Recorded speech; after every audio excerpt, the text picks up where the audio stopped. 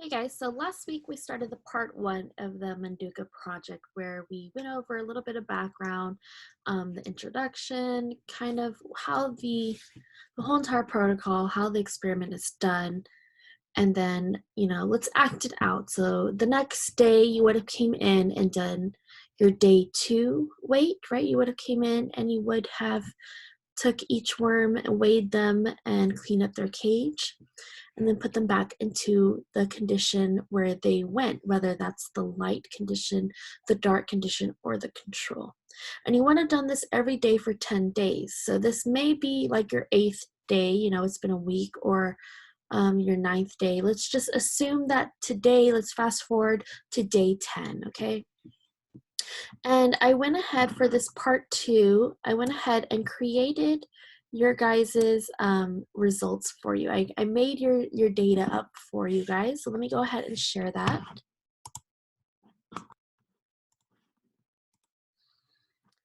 And here we go. I just put it in an Excel sheet where we'll call worm one, the dark worm, was exposed to a lot more dark hours. Worm two was the light worm. It was exposed to more light hours. And your worm three is your control. So 12 hours of light and 12 hours of dark. So 50-50. That's what the DLC stands for. I made it an Excel sheet, so you guys should be able to still edit it on your own. What you can do is change this to, the names that you chose. So instead of worm 1D, I mean, that's perfectly fine too. You can keep it like that. I prefer this, so that way it looks a little bit more scientific. But if you chose to name your worms, for your report, you can change this to, Mary, Jill, and Jack, or whatever kind of names you were going to use. Just don't confuse or don't mix up these conditions, dark, light, control, because I like these numbers for the dark, I like these numbers for the light, and I like these numbers for the control. So don't mix up which worm belongs or which condition belongs to which data set, okay? So on day one, your original weights for worm one was 3.2 grams, worm two was 3.3, and worm 3 was 3.5. So that it means that you got that worm, you put him on that little scale, and it read 3.2 grams, right?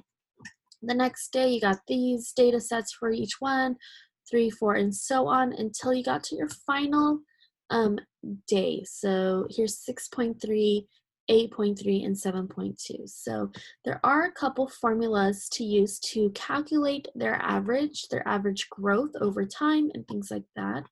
So I will show you those. But I want to point out how I kind of read these results, right? At first it does seem that worm one is going at a pretty good rate, 3.2, 3.4, 4.2, but all of a sudden he loses a little bit of weight, 3.9. We went down for 4.2, and this happens a lot in this experiment. So whether they were just hungry that day or whatever it may be, because weight in growth, in terms of growth, isn't always constantly increasing. They may have lost a little weight, right? So that happens a lot. So that may have been an effect from being in the dark hours, right? Now, in the light condition, you see it constantly going up. So it's constantly growing, and he becomes the big sucker at the end, right? And in the control, you get a little bit of constant growth, but not really this dramatic big jump that you see here in the light, 4.7 to 6.1. That's a pretty big leap in a matter of 24 hours. This one's a little bit more constant. So those are kind of the main things I want to point out. You can calculate the sum of each day. You can calculate the average of each day. And I'll show you those, basically a little handout that you would have done today in class. I'll show you that handout in just a second. I'll share that screen in just a minute, but just to keep on going. So I left these blanks because you guys had to kind of put in some kind of work, right? Calculate these things on your own, so that way you can have more results, right? But you can also do whatever other calculations you want to do. What was the median? or whatever, you know, what was the mode, anything like that. I don't think there'll be modes here, but we'll see. I don't think I had any repeating numbers. I just made them up in my head, right? Let's see here. The next table I made, so I know they're a little bunched up, but that was table 1, if you want to say that. The next table I made was called daily observations. So it's really important when you did this experiment, or had done this experiment, to look at each worm's daily activities. So A meant that it was active. So on day 1, each one, those little baby worms are very active. I shouldn't say baby worms, that's not very scientific. The larvae are pretty active, right? They're jumping around. They'll crawl up your hands pretty easily. So I said they're pretty active for a couple days, but then this one, I just to kind of reflect the weight loss up here, I put S for slow. So it slowed down, and then maybe on day 5, it was very slow. It wasn't as active as before. Then he started picking up, he started eating a little bit more, and he was fine, right? This A average activity, you know. Same thing goes from worm 2, pretty active, and then boom, according to this big jump, you know, kind of correlating it there, he became very active. He wanted to eat more, he was big, he was playful, still crawling up your arm all the way to day 10. And we see worm 3 stay kind of very average active. So what you can do is do, you know, overall my observational analysis of worm 1 was relatively active, however, was slower compared to worm 2 and worm 3, or compared to the control. And worm 2 was very active compared to the control. And you kind of want to compare the dark worm and the light worm with the control rather than with each other, because that's what the control is for, is what is the normal behavior and the normal condition, and then what is different between that normal one and the light condition, and what's different between that normal one and the dark condition. So if you look at the differences between dark and light, you have some kind of result there, but it's not really, you know, you're not comparing it to a control, you're not comparing it to normalcy, so you don't really have an like enough significance there. You want to compare the dark to the control or the light to the control. So here, you know, observationally, we see that the dark was a little bit slower than the control, and the light was a lot more active than the control. So you can make these overall observational kind of statements, right? You can also probably create a histogram. So if you remember, the histogram is the tomato experiment that we did. So A repeats itself. You know, how frequent was an average active day? You know, 1, 2, 3, 4, 5, 6, 7, 8 A's for worm 1, right? How frequent that active day happens. And you can probably create a histogram of that, and you can see if it skews left or right for the dark and the light worms, you know. Because again, just like in lab report 1, you guys will have to create a graph. So the easy one out there, sorry. The easy one to do is going to be, your bar chart or line graph, anything like that, like growth over time. However, Marcito, sorry. However, you are more than welcome to switch it up and do a histogram. Now with these numbers in the first, okay, baby. Okay, with these numbers in the first table, it won't exactly work because I don't really have any repeating numbers. So remember, it was how frequent the value happened, or how frequent, you know, so you had to have, you know, 5.3 happened several times, or, you know, 3.2. Right here, if you did a histogram of this table up here, you would probably have just a straight line because there's not really any repeating numbers. Where over here you have repeating values, A, or S, or, you know, you can switch up some of these values if you want to make this very slow, so that way you have these two repeating numbers or repeating values, right? They're not actual numbers or letters. but they're repeating. So you can definitely do a histogram with this one. But other than that, you don't really need to do a t-test analysis or anything like that, because in the t-test analysis, we were looking at statistical significance between, we had colonies counted, things like that, where in this one we have three different, where in that one we had two different things, right? It was 30 versus 37. And this one we have three different things. It's dark, light, and control. So if you wanted to do a t-test, what you would want to do is do dark and control and compare those two, or light and control and compare those two, but you don't want to combine the three. You won't be able to do that. And you don't want to compare the statistical differences between dark and light. You want to compare the differences between dark and control and light and control to see if there was an effect in each of those variables, basically. So I guess it is totally optional if you want to do it that way. um,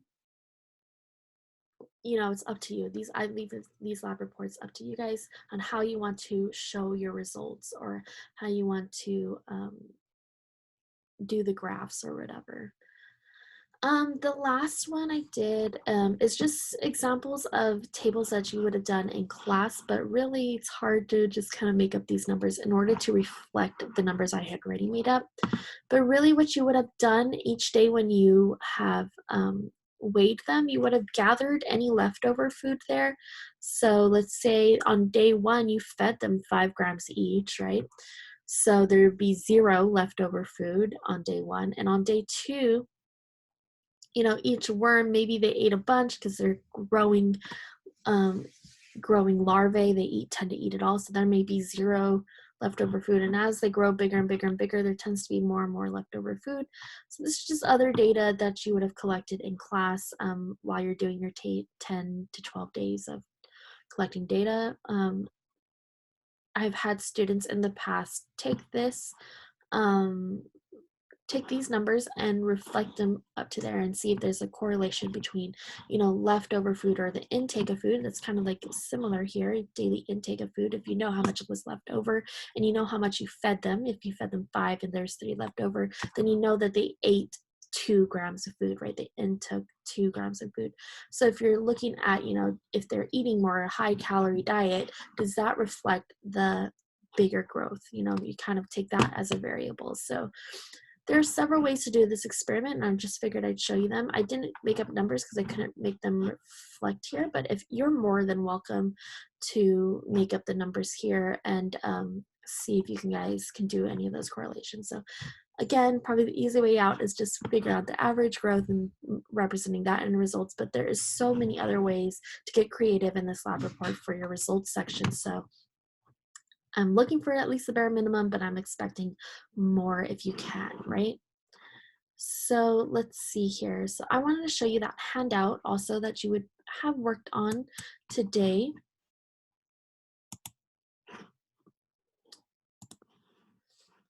And let's see if I can share my screen again.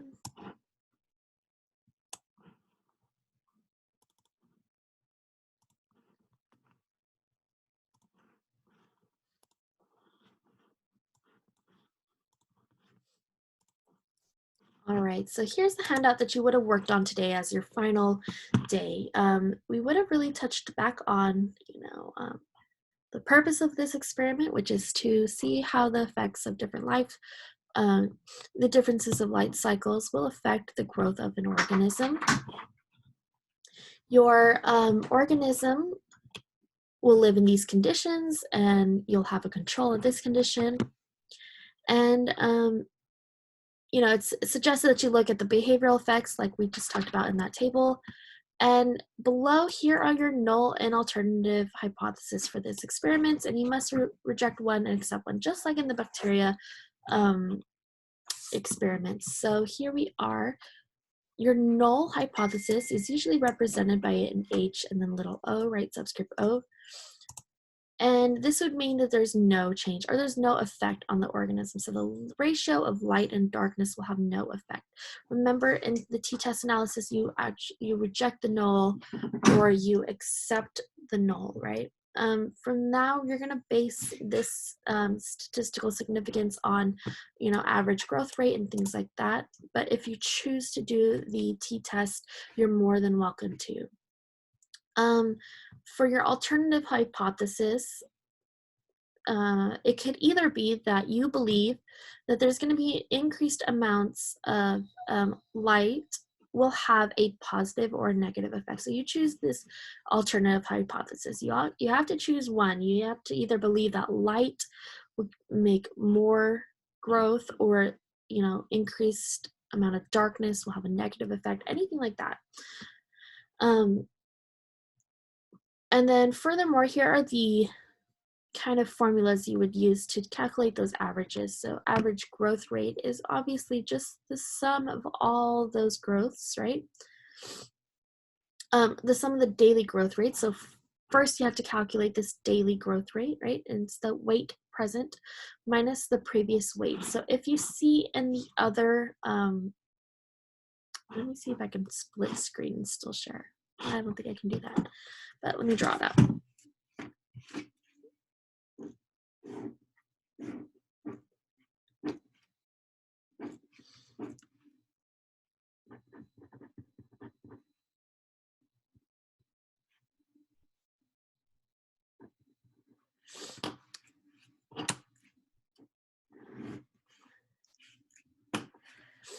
Okay, so it's the weight present minus the weight previous day and the number of hours between feeding. You can kind of guarantee that that bottom number will be always 24.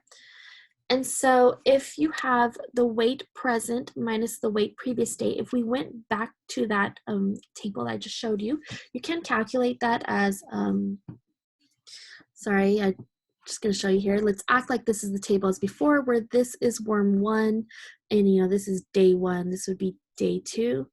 And at day 1, we had 3.3, and let's say day 2, we had 4.3. So the difference between these two numbers, the weight present is 4.3, and the weight of the previous day was 3.3. So the difference between that is 1 gram, right? So 1 over 24. You calculate this for each daily rate, and then you add them all up together. So 1 over 24 plus 1 over whatever, plus the next days, plus the next daily growth, plus the next daily growth, and you get this sum of daily growth rates. So you get this top number.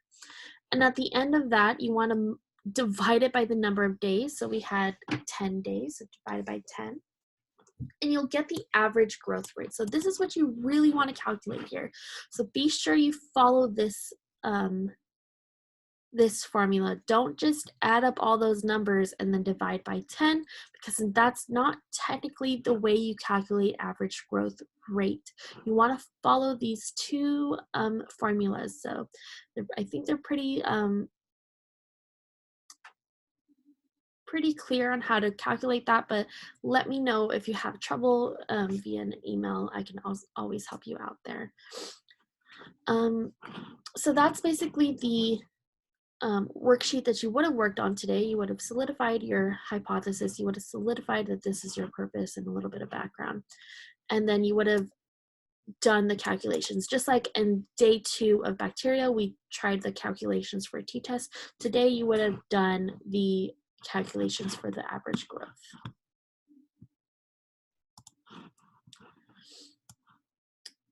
Okay, so that's about it for today.